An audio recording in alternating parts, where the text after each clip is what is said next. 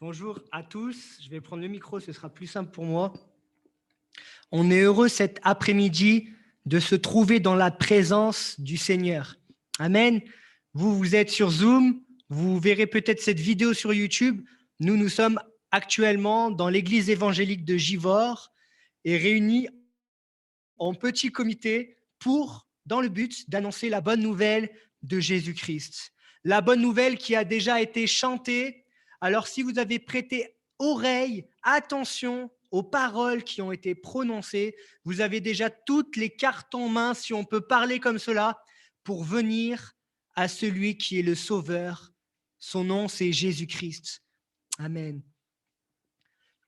L'autre fois, je me rappelais d'une prédication. C'était plutôt un témoignage d'un frère de l'église Vie et Lumière, un frère des gens du voyage. Et il disait qu'il avait réfléchi mûrement à une prédication tout le long de la semaine et qu'il devait l'apporter le dimanche. Et lorsqu'il se mettait en prière pour savoir de quoi il allait parler, il avait seulement 2 mots qui lui venaient en tête. Et ces mots, c'était « Jésus t'aime ». Et ce frère nous racontait comme cela dans ce témoignage qu'il est allé sur ce pupitre à ce moment donné, à cette réunion d'évangélisation, une réunion comme celle-ci, et il va seulement aller sur ce pupitre et dire « Jésus t'aime ». Et là, les personnes n'étaient pas prêtes, elles s'attendaient à de longs discours, de longues paroles, comme on a parfois l'habitude de le faire. Et ces personnes, entendant Jésus t'aime, avaient entendu l'essentiel. Et il s'avère que dans la salle, les personnes se mirent à pleurer pour certaines, d'autres avaient le cœur repentant et sont venues à Jésus. Voilà le message de l'évangile. Jésus qui nous aime, Jésus qui veut nous sauver, qui veut te sauver cet après-midi. Ma réflexion est un peu différente en cet après-midi, mais elle est la même dans le sens qu'elle reste simple, accessible. Et le message que je vais vous apporter très simplement est autour du chemin, de la voie. Trouver sa voie. En voilà un projet de vie. Être sur le bon chemin. En voilà un projet de vie. Et je voulais vous parler de cela en cet après-midi. Et si vous le permettez, on va ouvrir la parole de Dieu dans Matthieu au chapitre 11 et du verset 7 au verset 14. Donc Matthieu 11, verset 7 à 14, je vous lis. Hypocrite, ça commence bien. Hypocrite, Ésaïe a bien prophétisé sur vous quand il a dit « Ce peuple m'honore des lèvres, mais son cœur est éloigné de moi. C'est en vain qu'il m'honore en enseignant des préceptes qui sont des commandements d'hommes. Ayant appelé à lui la foule, il lui dit « Écoutez et comprenez. Ce n'est pas ce qui entre dans la bouche qui souille l'homme, mais c'est ce qui sort de la bouche, c'est ce qui souille l'homme. » Alors ses disciples s'approchèrent, donc c'est Jésus qui parle, et lui dirent « Sais-tu que les pharisiens ont été scandalisés des paroles qu'ils ont entendues ?» Il répondit « Toute plante que n'a pas plantée mon Père céleste sera déracinée. » Et le verset clé pour cet après-midi, laissez-les, ce sont, écoutez bien, des aveugles qui conduisent des aveugles. Si un aveugle conduit un aveugle, ils tomberont tous deux dans une fosse. Amen. Un passage un peu étonnant pour celui qui découvre la parole de Dieu, puisqu'on se fait vite une image de la personne de Jésus. On a vite fait de penser à un personnage, excusez-moi du terme, bisounours, qui est uniquement tendre, plein de compassion, d'amour, etc. Mais il y a d'un côté cet amour que l'on ne trouve pas chez l'homme lambda, qui se trouve chez le Maître Jésus. Il y a cet amour, mais il y a également la vérité qui est présente en lui, et il va être capable de prononcer des paroles véridiques auprès de personnes qui vivent une foi qui n'est pas la bonne, pour qu'elles puissent prendre conscience de ces choses et pour que certaines personnes ayant une emprise sur d'autres puissent aussi être démasquées. Donc voilà ce texte qui paraît assez étonnant lorsqu'on parle de Jésus. Il va leur dire carrément hypocrite et il va leur dire que la parole de Dieu parle de ce genre de personnes-là.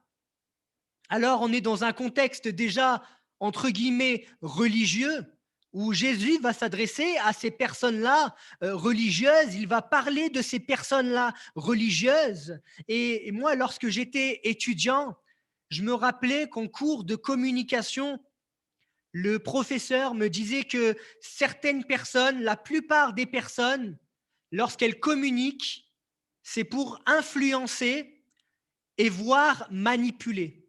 Lorsqu'une personne communique avec une autre, très souvent, c'est pour influencer, c'est pour manipuler, c'est pour conduire à quelque chose. Étonnant, n'est-ce pas? Moi, je me rappelle que j'étais offusqué la première fois que cette personne me disait ça et je me disais, mais non, mais c'est pas possible que, par exemple, vous, monsieur, lorsque vous me faites ce cours, vous m'influencez ou vous me manipulez. Et après réflexion, je constatais que cet homme avait raison et que toute personne, lorsqu'elle communique, lorsqu'elle parle, lorsqu'elle interagit avec une autre personne, dans une certaine mesure, elle l'influence ou la manipule. Nous sommes donc influencés et manipulés, etc., conduits par tout un tas de choses dans notre vie, tout un tas de personnes. Nous sommes influencés par nos parents, notamment lorsque nous sommes enfants et que nous avons besoin de guides, de référents pour nous apprendre les choses de la vie, ce qui est bien, ce qui est mal, ce qu'il faut faire dans notre société pour vivre de la bonne manière dans notre société.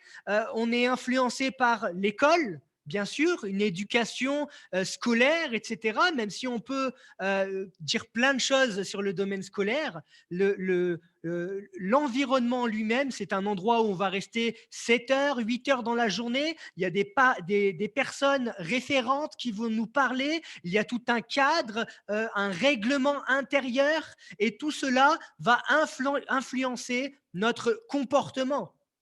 Il y a les amis, bien entendu. Si je vous dis que moi, lorsque j'étais pas encore connaissant de la parole de Dieu, qui Jésus-Christ s'était pas révélé à moi, mes amis m'ont fait bien faire de mauvaises choses. Il y a eu certes des moments joyeux, agréables et plaisants, mais il y a eu ces moments où clairement je me suis laissé influencer parce qu'il y avait là un leader et moi que je suivais ce leader, cette personne influente que je trouvais respectable, qui avait plus de force, qui était grand, qui était populaire. Et je me suis retrouvé comme ça à rentrer par effraction dans des maisons, à rentrer dans des écoles, à faire tout un tas de choses, même des bagarres, etc. Et je le regrette profondément.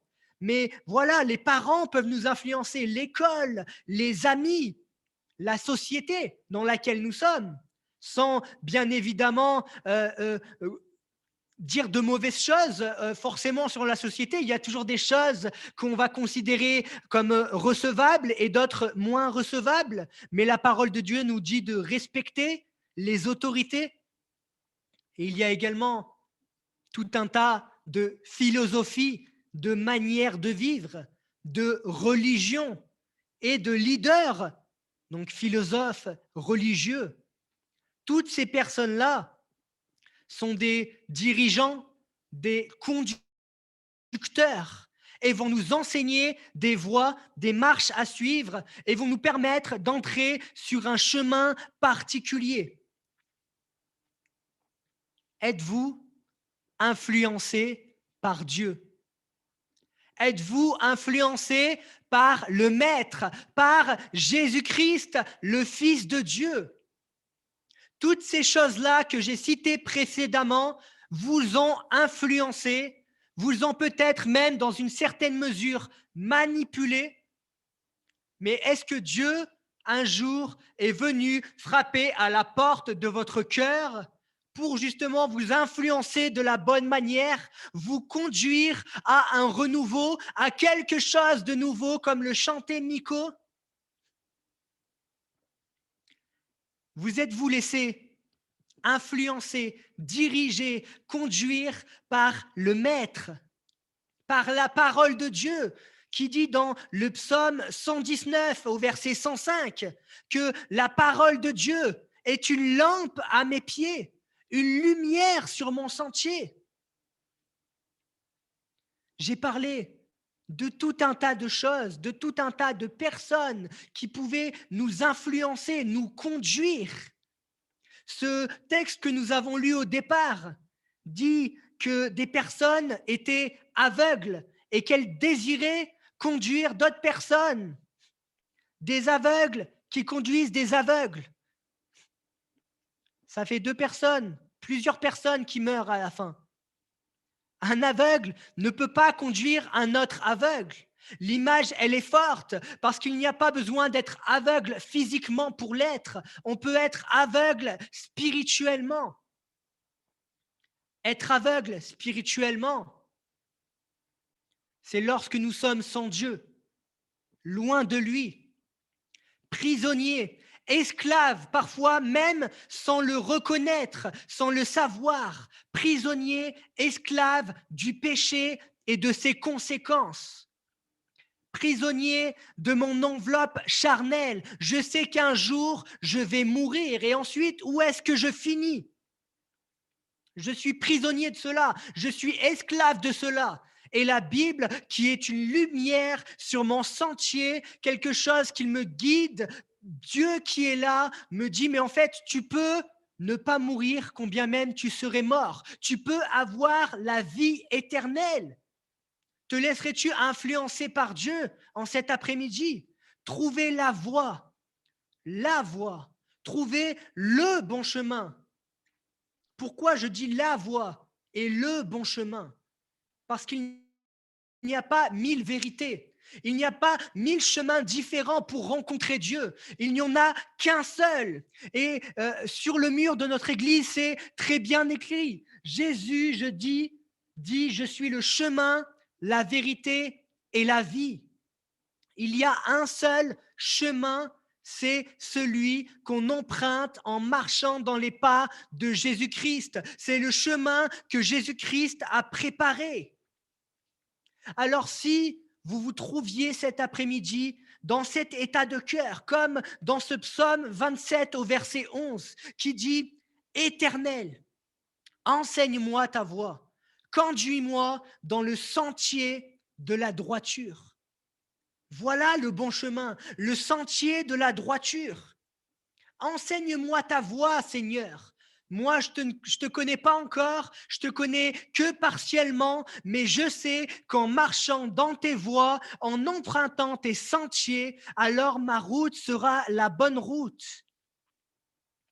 Ce serait regrettable d'arriver à un certain âge, 60 ans, 70 ans, 80 ans, et se rendre compte qu'après toutes ces années, je n'ai pas marché sur le bon chemin. Je n'ai pas emprunté les bonnes voies. Mais combien même, à ces âges-là que j'ai cités, il arriverait que vous n'aviez pas encore entendu parler de Jésus. Vous pouvez encore changer. Vous pouvez encore faire un demi-tour. Vous pouvez marcher sur ce nouveau sentier, cette route qui est droite. Elle est certes étroite, sinueuse, compliquée à emprunter. Il y a peu de monde qui l'emprunte, cette route-là. Mais elle conduit à la vie. Alors que cette route-là qui est empruntée par la masse, par tout un tas de personnes qui ne réfléchissent pas à leur quotidien, au sens réel de leur vie sur cette terre, cette route qui est spacieuse, que tout le monde cherche à emprunter sûrement par facilité, cette route conduit à la perdition éternelle, à l'éternité loin de Dieu. Et ces personnes vous diront, après un âge avancé, J'ai eu des occasions de me réjouir. Il y a eu de la joie parfois en moi-même, mais cette joie était éphémère. Et toutes les choses que j'ai pu accumuler sur cette terre, richesses, biens, même amis, proches, famille, femmes, hommes, toutes ces choses n'ont pas pu combler mon cœur. Et il manque quelque chose. Cette personne, c'est Jésus. C'est Jésus qu'il manque dans votre cœur. Il vous faut trouver la voie, trouver le bon chemin. Ésaïe 26, verset 7 dira, le chemin du juste est la droiture. Toi qui es juste, tu aplanis le sentier du juste. C'est parce qu'il y en a un qui est juste, quelqu'un qui n'a pas fauté, en qui nous n'avons pas trouvé de fraude, en la personne de Jésus. C'est parce que nous avons cet homme-là, le Fils de Dieu qui est venu sur terre, qui nous a montré le chemin, que nous-mêmes, nous pouvons emprunter cette route.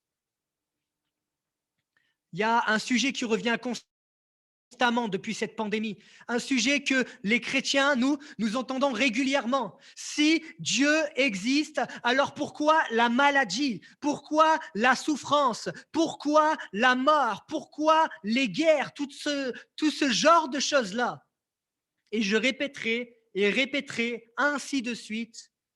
Le péché a contaminé le monde. Le prince de ce monde est le malin, le diable, Satan, et il a contaminé toutes les surfaces de notre société. Qui c'est qui tient les armes? Est-ce que c'est Dieu qui tient les armes? Ou est-ce que c'est une personne qui est très loin, mais très loin de connaître Dieu et sa parole? La maladie, la mort, toutes ces choses-là n'existaient pas au commencement. Lorsque Jésus est venu, il nous a rappelé toutes ces choses, il nous a conduits dans toute la vérité et il a dit, même si vous êtes morts, si vous marchez dans mes voies, si vous croyez en moi, vous serez vivants, même si vous êtes morts. Vous avez la capacité en moi, en Jésus, d'avoir la vie éternelle.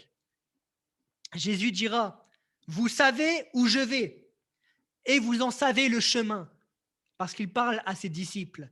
Alors j'espère que tu trouves le chemin cet après-midi. Vous savez où je vais et vous en savez le chemin. Thomas lui dit, Seigneur, nous ne savons où tu vas. Comment pouvons-nous en savoir le chemin? Et Jésus lui dit, je suis le chemin, la vérité et la vie. Nul ne vient au Père que par moi. Le bon chemin, c'est de trouver cette route qui conduit au Père, qui conduit à la félicité céleste. Et la vie éternelle, c'est de connaître le Père et celui qui l'a envoyé, à savoir Jésus-Christ. Ça, c'est la vie éternelle. Tous les conducteurs que vous avez eus jusqu'à l'heure actuelle sont peut-être sympathiques, ont eu la possibilité de vous instruire sur certains domaines, notamment dans le domaine scolaire. Vos parents vous ont appris peut-être de bonnes choses, mais le bon chemin, c'est Jésus-Christ. C'est un chemin, je l'ai déjà dit, qui est assez compliqué par moments. Un chemin, en fait, que la masse n'a pas envie de suivre. Alors, du coup, il y a des persécutions, des problèmes qui peuvent survenir du fait de notre croyance.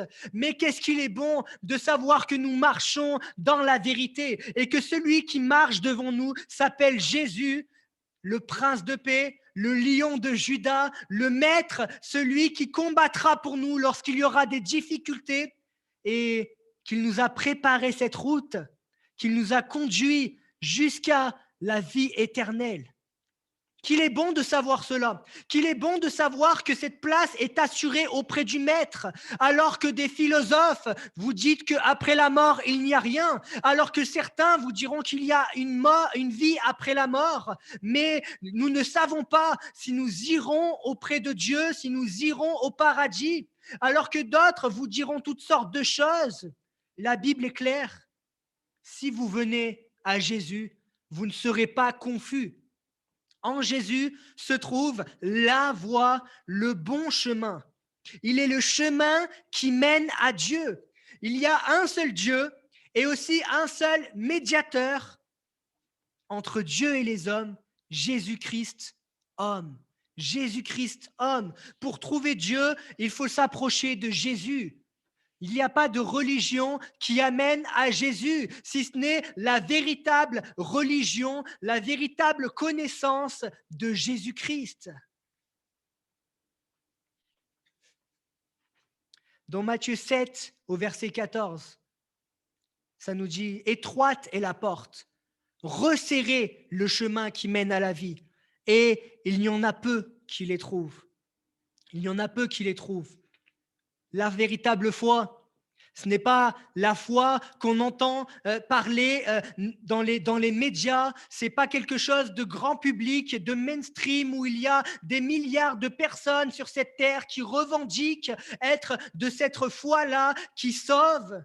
La foi en Jésus-Christ, mais c'est un chemin du quotidien où le Seigneur travaille ton cœur, change ta vie petit à petit. Il y a là ce passage où tu le rencontres personnellement comme ton Seigneur et ton Sauveur, et là, ta vie, elle change d'un coup. Il y a une vie nouvelle en toi. Toi qui étais mort à ton péché, il s'avère que tu reviens à la vie spirituellement. Ça, c'est une belle expérience à vivre. Et il y a peu qui vivent cela parce que le chemin, il est étroit, le chemin, il est sinueux. Il y a beaucoup de personnes qui passent à côté, il y a beaucoup de personnes qui se font passer pour, mais qui ne sont pas le Maître, Jésus-Christ, le Sauveur. Vous savez, on est dans une grosse période de pandémie qui dure et on a l'impression que déjà pour 2021, les choses ne vont pas forcément aller en s'améliorant.